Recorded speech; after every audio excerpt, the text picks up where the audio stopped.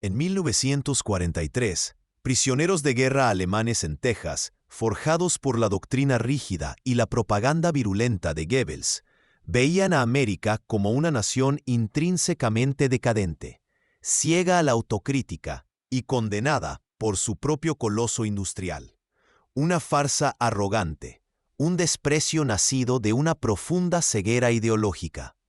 Para ellos, la nación del tío Sam era una quimera frágil, y sus películas, meras distracciones vacías, incapaces de enmascarar la inevitable ruina.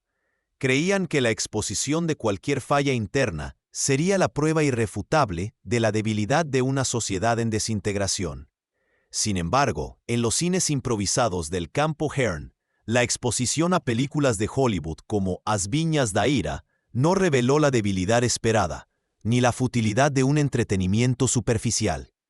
Por el contrario, desnudó una chocante y brutalmente honesta autoexposición de problemas sociales y gubernamentales, una disección visceral de las propias llagas de la nación. Para mentes moldeadas por la censura y por la inquebrantable creencia en la superioridad ideológica del Terceiro Reich, esta libertad de expresión era una paradoja incomprensible, un desafío directo y frontal a su percepción de la realidad, un golpe a la lógica de un sistema totalitario que prohibía la duda y la crítica. La brutal honestidad con la que los estadounidenses disecaban sus propias miserias, la pobreza rural abrumadora, la corrupción política endémica, la injusticia sistémica que permeaba la sociedad, era en realidad la manifestación de una resiliencia intrínseca. No había censura, solo había una autocrítica sistémica impensable. Esto desafiaba directamente la doctrina de infalibilidad del Reich, revelando una dimensión de resiliencia que la rigidez del Blitzkrieg, ya olvidada en la dependencia del caballo y del diésel, jamás podría concebir. Esa capacidad de identificar y corregir deficiencias, de exponer la corrupción y la miseria sin miedo, significaba una adaptabilidad. Era la matemática implacable de la resiliencia, no de la fragilidad. Mientras el ideal original de la Blitzkrieg, de velocidad y superioridad logística, se desvanecía en la dependencia arcaica de caballos y diésel que ahora acechaba a la Wehrmacht en cada frente de batalla, América se refinaba. Se fortalecía a través del reconocimiento de sus imperfecciones. La perspectiva distorsionada, nutrida por la virulenta propaganda de Goebbels, impedía a los oficiales alemanes reconocer en la logística de la abundancia y en la capacidad de autocrítica americana la verdadera dimensión estratégica oculta. La autocrítica, vista como debilidad grotesca, era el talón de Aquiles que sellaría el destino del Reich. Revelaba la superioridad de un coloso industrial que se permitía evolucionar y adaptarse constantemente, contrastando con un enemigo que se atrofiaba en la rigidez de sus propias ilusiones y en la incapacidad de confrontar la verdad. La Weltanschauung nazi, forjada en la invencibilidad y el cine improvisado, lejos del frente, se convertía en un campo minado psicológico. La honestidad brutal de las películas americanas, exponiendo pobreza e injusticia con una autocrítica impensable para el Reich, no era debilidad, sino poder indomable. Era la verdad, la resiliencia que desmantelaba la narrativa de una Alemania superior. El dilema sin respuesta era incomprensible. ¿Cómo ser fuerte al admitir fallas? Esa capacidad de autoexamen, de purgar llagas, era la antítesis de la rigidez de la Blitzkrieg, ahora olvidada en la dependencia arcaica de caballos y diésel. La visión limitada cedía, revelando el talón de Aquiles del Reich. La promesa de la Blitzkrieg, la guerra relámpago motorizada que aplastó a Polonia y Francia, era la vanguardia de la movilidad. Sin embargo, la realidad logística de la Wehrmacht en 1943 era un anacronismo brutal. Informes internos, como los del general Oberst Franz Halder, detallaban una dependencia creciente de más de 2,7 millones de caballos. Era una fe. Mientras la propaganda de Goebbels exaltaba la superioridad tecnológica, la verdad estadística revelaba que el 80% del transporte militar alemán aún dependía de animales, y no de camiones o ferrocarriles eficientes. Esta falla estratégica, arraigada en la incapacidad de escalar la producción de vehículos y combustibles, transformó la doctrina de Guderian en una quimera. Era un sueño motorizado que se atascaba en el lodo de la logística arcaica. La Wehrmacht, pionera en la teoría de la guerra de movimiento, estaba ahora prisionera de una infraestructura que el coloso industrial americano ya había superado décadas antes, con su red de carreteras y la abundancia de vehículos de transporte. La ironía era palpable. El enemigo que se veía a sí mismo como el futuro estaba anclado en el pasado, mientras la nación que criticaba abiertamente sus fallas construía el verdadero motor de la victoria. La misma visión limitada de la Wehrmacht, atrapada en métodos arcaicos, también le impedía comprender. El Fu-G5, pilar de la comunicación táctica alemana, era una pieza de ingeniería técnicamente limitada, revelando una falla terminal que asombró a los observadores aliados por su ineficacia. La parálisis táctica, una contradicción para la doctrina Blitzkrieg forjada en la velocidad, era un talón de Aquiles autoimpuesto por la falta de coordinación. La propaganda de Goebbels exaltaba el Panzer, pero la comunicación alemana era brutalmente deficiente. El Fu-G5 AM tenía un alcance de solo 3-4 kilómetros en movimiento, vulnerable a interferencias y al ruido del motor. Restringido a tanques de mando, la mayoría de los Panzers operaban en un vacío de información, dependiendo de señalización o mensajeros, reliquias tácticas que estrangulaban las maniobras fluidas. Mientras tanto, los EEUU equipaban sus fuerzas con radios FM de mayor alcance y claridad, transformando cada tanque en un node in History's First Battlefield Network. Cohesionado. La doctrina nazi que forjó la Wehrmacht en la creencia. La misma nación que concibió la Blitzkrieg, una guerra de movimiento dependiente de motores y combustible, no lograba proporcionar los recursos básicos para mantenerla. En 1943, mientras América producía un camión GMC CCKW cada 2 minutos, la industria alemana, fragmentada y bajo bombardeo, apenas lograba reemplazar sus pérdidas. El ideal de la Blitzkrieg, de una guerra relámpago motorizada, era ahora un recuerdo distante, sustituido por una humillante dependencia de millones de caballos y una escasez crónica de diésel. Esta miopía industrial, que subestimaba la capacidad logística del enemigo, era el verdadero talón de Aquiles. Era una falla sistémica que la propaganda de Goebbels ya no podía disimular. Los números eran implacables. La producción de vehículos blindados alemanes, aunque técnicamente sofisticada, era una fracción del torrente aliado. La incomprensión de la escala de la producción en masa estadounidense era un dilema terminal. Para la Wehrmacht, habituada a la parsimonia, en 1944, mientras Alemania luchaba por abastecer sus Panzers con diésel racionado, Ford, en Willow Run, producía un B-24 cada 63 minutos. Este torrente bélico era la punta del iceberg de una logística de la abundancia incomprensible. Informes alemanes post-operación Cobra revelaron el shock de los oficiales. Los estadounidenses descartaban vehículos dañados, reemplazándolos por nuevos. Era un concepto alienígena para una nación donde cada chapa de acero era un recurso precioso. El ideal de la Blitzkrieg, de guerra motorizada y veloz, había sido olvidado por la dependencia de millones de caballos y la escasez. América, sin embargo, operaba en una dimensión estratégica oculta. La producción de 2.5 millones de camiones GMC CCKW y 600.000 jeeps no era un lujo, sino la base de una resiliencia sistémica que aplastaba la doctrina enemiga. La visión ideológica distorsionada les impedía ver que esa locura era la capacidad irrefutable de un coloso industrial sin precedentes. La visión ideológica. La doctrina de infalibilidad tecnológica del Reich cegaba a los estrategas ante la revolución en comunicación táctica. Mientras los oficiales alemanes se aferraban al limitado Fuge 5, una reliquia, el ejército americano introducía el SCR-300, un transceptor FM robusto. Su simplicidad permitía una coordinación y un mando inéditos, sin señales visuales o mensajeros. Para la mente alemana, forjada en una jerarquía rígida y comunicación fragmentada, la ubicuidad y claridad del SCR-300 eran una paradoja. Cada unidad operaba como un nodo interconectado en una malla invisible de mando y control, permitiendo autocrítica sistémica, corrección y adaptación en tiempo real. Esto era algo ajeno a la doctrina de guerra alemana. Febrero de 1943, Túnez. Las divisiones Panzer se movían lentamente, limitadas por el combustible y los caballos, desmintiendo la Blitzkrieg.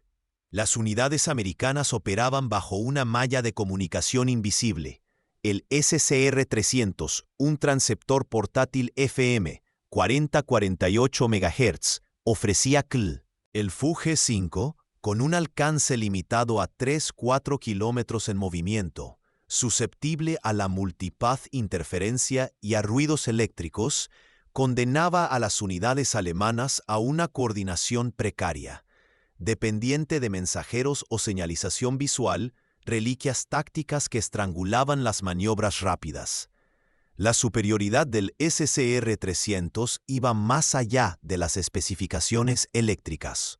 Residía en su diseño robusto para el uso en campo y en la escala de su implementación. La doctrina alemana reservaba las radios a los vehículos de mando y a los Panzers, creando un vacío de información en la línea del frente y un cuello de botella estratégico. El ejército americano, impulsado por la matemática de la producción y la logística de la abundancia, produjo más de 50.000 unidades del SCR-300. Esto permitía que cada pelotón, compañía y elemento de combate estuviera en comunicación constante, formando una red táctica cohesionada y descentralizada. Esta red posibilitaba una autocrítica codificada del campo de B. Las órdenes de fuego de apoyo y las maniobras de flanqueo se transmitían y confirmaban instantáneamente, sin mensajeros vulnerables. Heinz Guderian, arquitecto de la Blitzkrieg, concibió una guerra de movimiento rápido y coordinación precisa. Sin embargo, la Wehrmacht falló en la infraestructura de comunicación, la dependencia de caballos para más del 80% del transporte y el fallo en la producción de vehículos y combustibles eran parte de la ecuación logística. También lo era la incapacidad de crear una red de comunicación ubicua y resiliente, brecha que la virulenta propaganda de Goebbels no llenó. El SCR-300, en contraste, transformó al soldado americano de individuo aislado en un node in History's First Battlefield Network. Neutralizó la bravura enemiga con la superioridad colectiva de un comando interconectado y adaptable. Esta interconexión y coordinación en tiempo real era la verdadera resiliencia sistémica. La ironía era profunda. Alemania, que se jactaba de superioridad, y Pío. América, vista como decadente, construía un coloso industrial capaz de producir no solo cantidad, sino la calidad tecnológica que redefiniría el campo de batalla. La red invisible del SCR-300 era la prueba material de una dimensión estratégica oculta. Era una capacidad irrefutable que la visión ideológica limitada del Reich jamás comprendería o combatiría eficazmente. Era la matemática de la producción aplicada a la comunicación, transformando cada unidad en sensor y actuador de un organismo de combate adaptable. Una resiliencia sistémica que Goebbels no podría descalificar.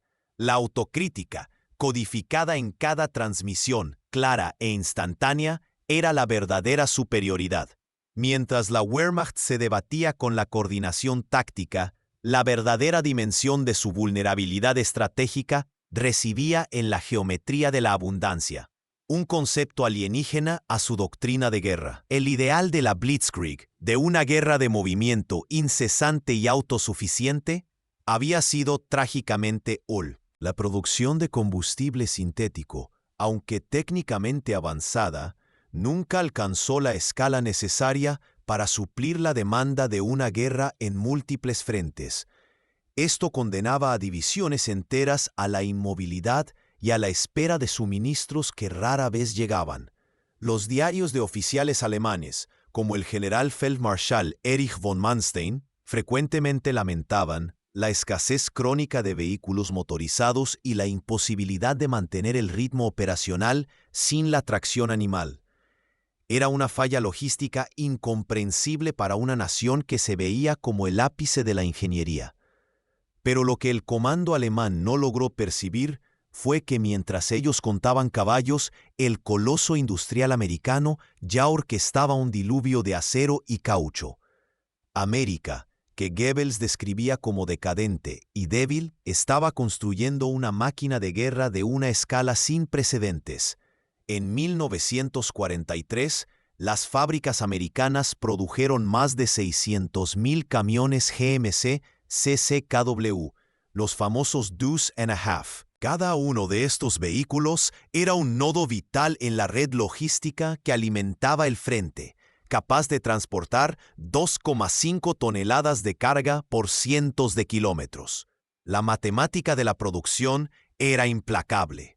Mientras un Panzer VI Tiger, un prodigio de ingeniería, requería 100 horas hombre de mantenimiento por cada 6 horas de operación y consumía 1.000 litros de combustible por cada 100 kilómetros, el GMC CCKW operaba con una eficiencia y una redundancia que desafiaban la lógica militar alemana. La superioridad no era solo numérica, era sistémica. La doctrina alemana, enfocada en plataformas de combate de élite y en la escasez de recursos, no lograba concebir un sistema donde la abundancia era la norma. La producción de Jeeps Willys MB, con más de 640.000 unidades, transformó la movilidad táctica. Esto permitía que cada pelotón americano tuviera la capacidad de reconocimiento y transporte rápido, algo impensable para el enemigo. La capacidad de mover toneladas milla de suministros desde menos. El Red Ball Express, una red logística de camiones que operaba 24 horas al día, 7 días a la semana, movía más de 12.500 toneladas de suministros diariamente a las líneas del frente. Era una proeza que la Wehrmacht, con sus caballos y su infraestructura ferroviaria bombardeada, solo podía soñar. Para el general Feldmarschall Wilhelm Keitel, la visión de convoyes estadounidenses ininterrumpidos, transportando suministros a una escala que parecía ilimitada, era un enigma sin solución.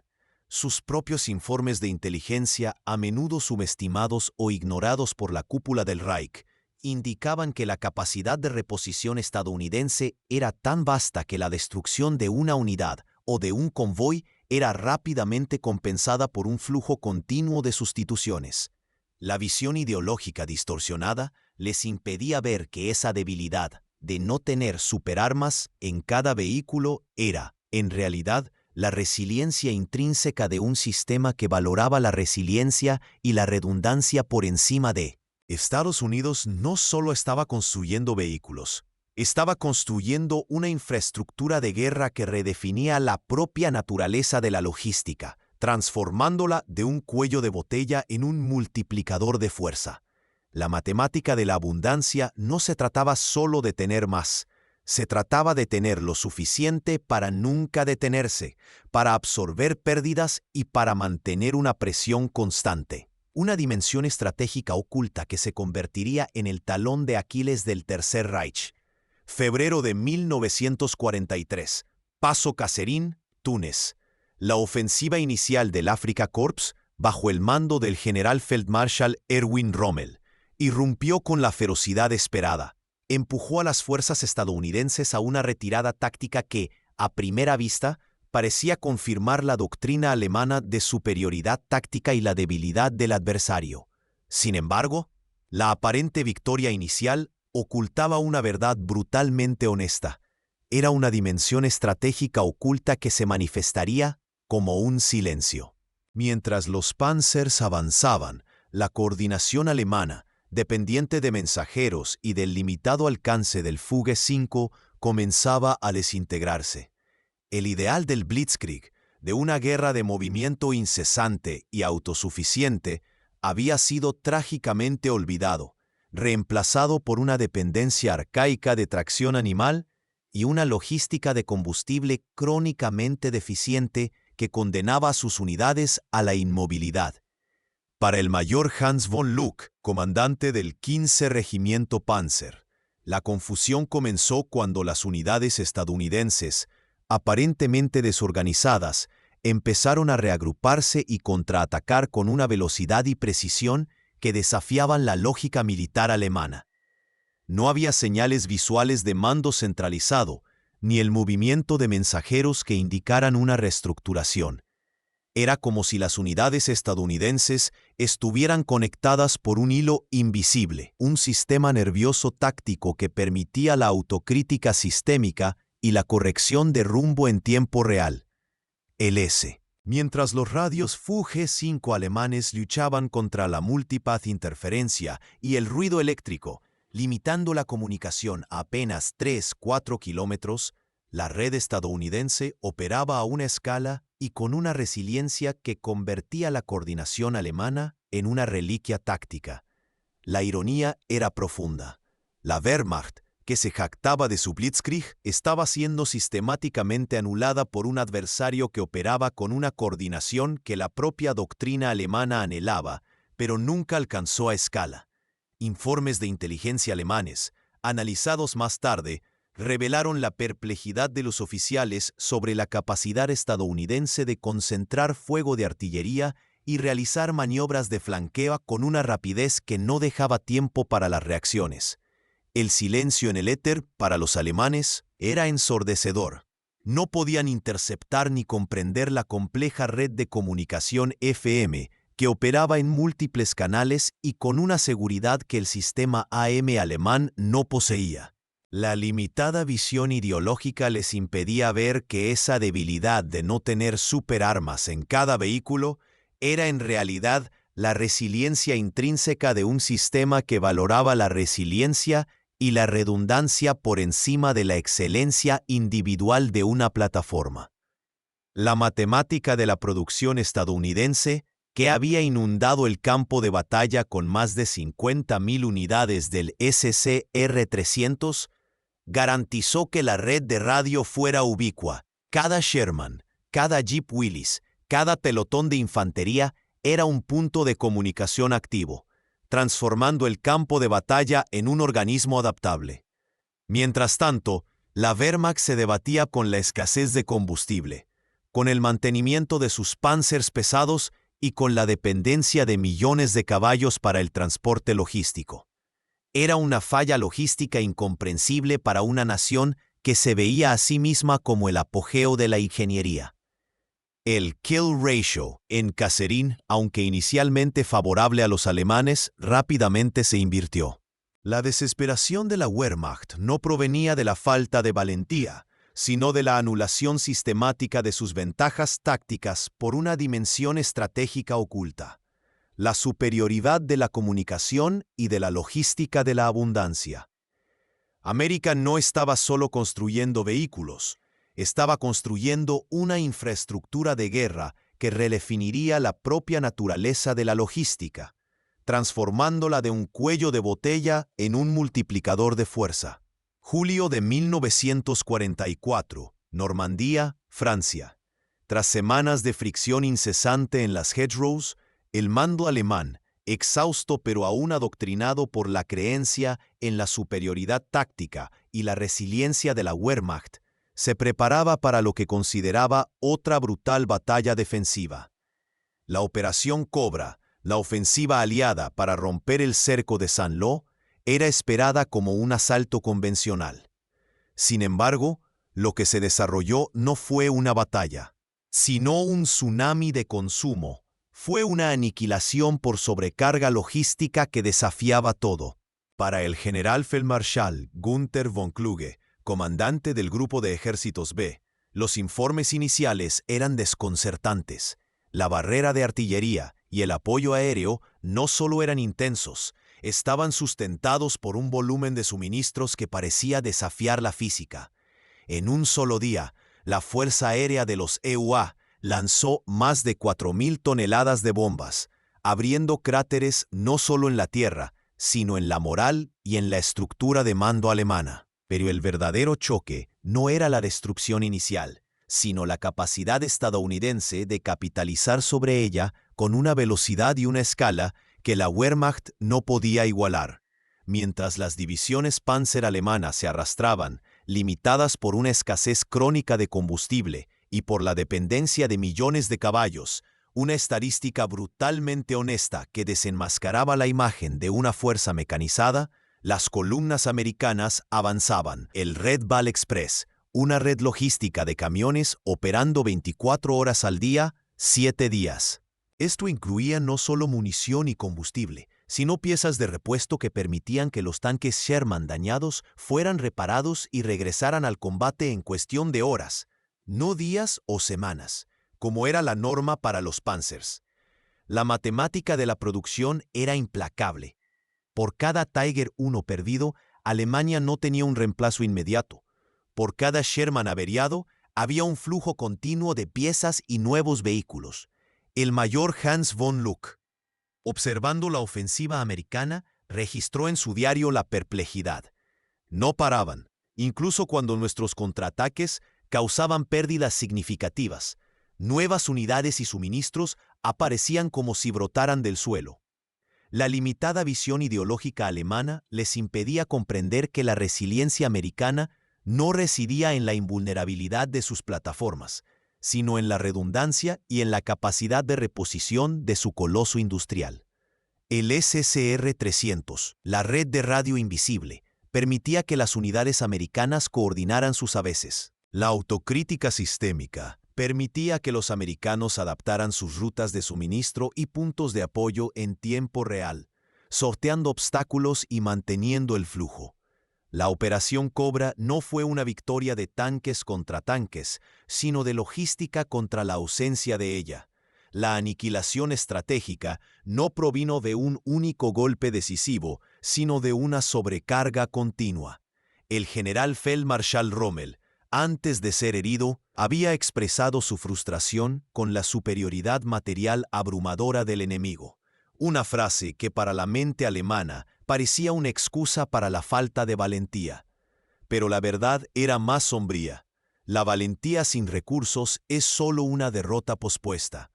La Wehrmacht, a pesar de luchar con ferocidad, era sistemáticamente anulada por el sistema americano. El kill ratio de vehículos blindados, que en Kasserine había sido inicialmente favorable a los alemanes, se invirtió drásticamente, con las fuerzas aliadas perdiendo un vehículo por cada 7-10 alemanes. En un momento de rara franqueza, el general Feldmarschall Keitel, en una reunión con Hitler, habría admitido que la capacidad americana de inundar el campo de batalla con hombres y material es un arma contra la que no tenemos defensa. Esto no era un fallo de estrategia o de coraje, sino un fallo fundamental en la comprensión de la matemática de la abundancia. Alemania, que había sido pionera en la guerra de movimiento, había olvidado que la velocidad y la penetración dependían intrínsecamente de una logística incesante. La dependencia de caballos y el fallo en la producción de combustibles y vehículos eran los talones de Aquiles que la visión ideológica limitada no permitía reconocer. El tsunami de consumo americano no era solo una cuestión de números, era la prueba material de una dimensión estratégica oculta. Una resiliencia intrínseca que transformaba el campo de batalla en una picadora de carne para la Wehrmacht, donde la logística vencía a la plataforma y la fábrica vencía. En 1944, en los campos de prisioneros de guerra en Texas, la propaganda de Goebbels había forjado mentes alemanas para ver a América como una nación decadente y ciega. Sin embargo, la visión de barriles de Coca-Cola siendo descartados en zanjas no por estar estropeados, sino por ser excedente de una producción que superaba la demanda, reveló no la debilidad esperada, sino la impactante matemática de la abundancia. Para mentes moldeadas por la escasez y por la creencia en la eficiencia forzada, Este descarte brutalmente honesto era una paradoja incomprensible. Era un desafío directo a su percepción de la realidad y al ideal de la Blitzkrieg, que se desvanecía en la dependencia del caballo y del diésel. Para el Hauptmann Karl-Heinz Richter, oficial de la Waffen-SS capturado en Normandía, la escena era una afrenta. En su diario, él describiría el sabor amargo no de la bebida, sino de la incomprensión que ésta generaba. La Wehrmacht, que luchaba desesperadamente por cada litro de combustible y kilo de ración, con hombres y caballos hambrientos y exhaustos, no podía concebir un sistema donde el descarte de un producto tan valioso fuera una opción. Alemania, pionera en la guerra de movimiento, había olvidado que velocidad y penetración dependían intrínsecamente de una logística incesante. Y ahora, enfrentaba las consecuencias de esa visión ideológica limitada. La psicología de la indigencia alemana era un abismo infranqueable. La propaganda había condicionado a los soldados a creer que la escasez era una señal de sacrificio noble, de una lucha existencial contra un enemigo materialista. Pero la visión de la Coca-Cola siendo desechada, millones de galones del jarabe concentrado, no era una señal de debilidad. Era la manifestación visceral de la resiliencia intrínseca de un coloso industrial operando a una escala que desafiaba su realidad. El descarte, para los americanos, era gestión de inventario y logis. Mientras Richter y sus compañeros observaban este tsunami de consumo, la realidad de su propia situación se volvía aún más nítida. En 1943, más del 80% del transporte de la Wehrmacht todavía se realizaba con millones de caballos. Una estadística brutal que desenmascaraba la imagen de una fuerza mecanizada y el ideal de la Blitzkrieg. La producción de combustible sintético, aunque avanzada, nunca alcanzó la escala necesaria para suplir la demanda de una guerra en múltiples frentes, condenando a divisiones enteras a la inmovilidad. La falla logística era incomprensible para una nación que se veía como la cúspide de la ingeniería, pero era la verdad cruda y desnuda. América, que Goebbels describía como decadente y débil, estaba construyendo una máquina de guerra de escala sin precedentes, donde incluso el lujo se producía en volúmenes que permitían su descarte. La Coca-Cola, con su omnipresencia en las raciones y en los PX americanos, era más que una bebida, era un símbolo tangible de. El general Feldmarschall Keitel, en sus informes, habría notado la capacidad de reposición americana como un arma contra la cual no tenemos defensa. Sin embargo, la profundidad de esta abundancia, que se extendía al descarte de bienes de consumo, permanecía una dimensión estratégica oculta, un talón de Aquiles para la mentalidad alemana. La ironía era profunda. Alemania, que se jactaba de su doctrina de eficiencia y de la Blitzkrieg, una guerra de movimiento incesante y autosuficiente, estaba atrapada en una realidad de escasez y dependencia arcaica. América, vista como un conglomerado de individuos laxos, demostraba una resiliencia sistémica que se manifestaba en la capacidad de alimentar, equipar e incluso mimarlos con una bebida azucarada, en una escala que permitía el desperdicio. Esa autocrítica de la propia producción, donde el exceso era descartado, era la prueba material de una capacidad irrefutable que la visión ideológica limitada del Reich jamás comprendería o combat. La matemática de la producción no era solo sobre tener más, era sobre tener lo suficiente para nunca parar, para absorber pérdidas y para mantener una presión constante, una superioridad que se extendía desde la munición hasta el refresco. El sabor amargo de la Coca-Cola descartada era la primera señal de que la guerra estaba irremediablemente perdida, no por falta de valentía, sino por la incomprensión de una dimensión estratégica oculta. Esa revelación, sentida en el cautiverio, ya resonaba en los diarios e informes confidenciales de la Wehrmacht, un epitafio industrial en números y desesperación táctica. En 1943, el general Feldmarschall Erich von Manstein lamentaba la superioridad material aplastante del enemigo. Era una constatación brutal de la realidad logística. Él describía la capacidad estadounidense de reponer pérdidas y sostener ofensivas con velocidad y volumen que desafiaban nuestra doctrina de guerra, aludiendo al ideal del Blitzkrieg, que exigía movilidad y suministro. Veían la abundancia americana como lujo y decadencia, no como resiliencia sistémica. El general Heinz Guderian, visionario de la guerra de movimiento, registraba con frustración la parálisis de sus divisiones Panzer, no por falta de tanques o valentía, sino por la ausencia crónica de combustible y piezas.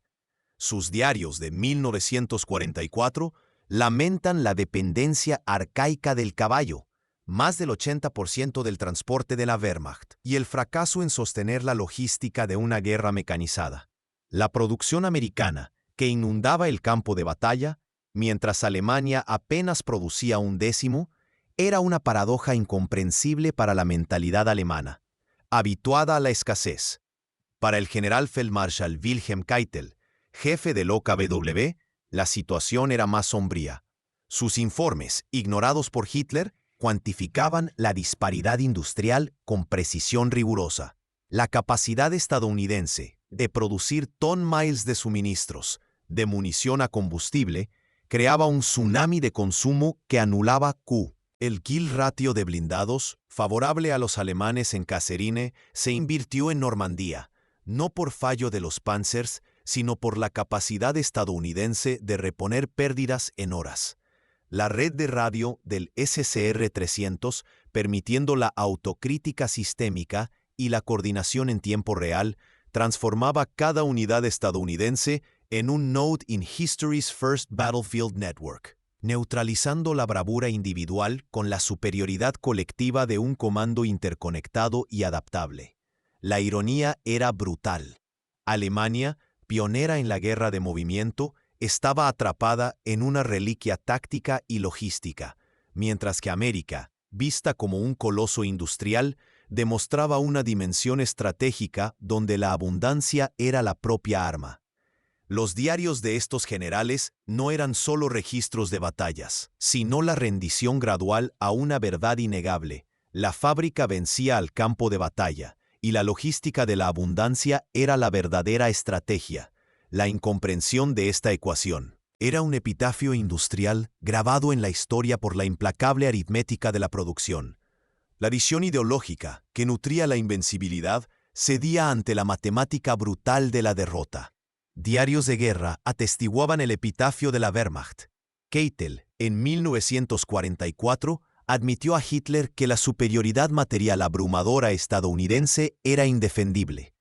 Guderian lamentaba la dependencia arcaica del caballo, paradoja para el arquitecto del Blitzkrieg. La incomprensión de la producción y logística de la abundancia, dimensión oculta, revelaba una falla sistémica. Para la Wehrmacht, adoctrinada por la propaganda, la guerra era un combate de ingenio, donde la calidad superaría al volumen. Pero el campo de batalla revelaba un tsunami cuantitativo, una inundación de acero y frecuencia modulada, con un poder indomable. Para mentes moldeadas por la escasez, esta abundancia era un dilema sin solución, un desafío a su percepción militar. Para los prisioneros alemanes en Texas, forjados, sin embargo, en los cines improvisados del campo Hern, películas como As Viñas de Ira revelaron no debilidad, sino una impactante autoexposición de problemas sociales y gubernamentales. Para mentes moldeadas por la censura, esta libertad de expresión honesta era un dilema sin respuesta, un desafío directo a su ideología. Esta autocrítica, vista como debilidad, era la matemática implacable de la resiliencia sistémica, una superioridad que la Wehrmacht, limitada por su ideología, jamás comprendería. Para la Wehrmacht, forjada en la Blitzkrieg, la logística era un mero apéndice operacional. Veían el combate como una sinfonía de tanques y tácticas, olvidando que la Blitzkrieg dependía de suministros. Para los aliados, La matemática de la abundancia transformaba el campo de batalla en un ecosistema industrial. Cada camión GMC, cada galón de combustible, eran vectores de estrategia incesante, una dimensión estratégica oculta que la limitada visión ideológica alemana aferrada al caballo. Ellos jamás concibieron que la vanguardia americana residía en el eco invisible del éter, una red de combate omnipresente. Para mentes aferradas al escaso diésel y al caballo, la ubicuidad de la frecuencia modulada americana era un dilema sin solución, un desafío brutal a la Blitzkrieg, revelando la matemática implacable de la superioridad logística y tecnológica que la limitada visión ideológica alemana jamás descifraría.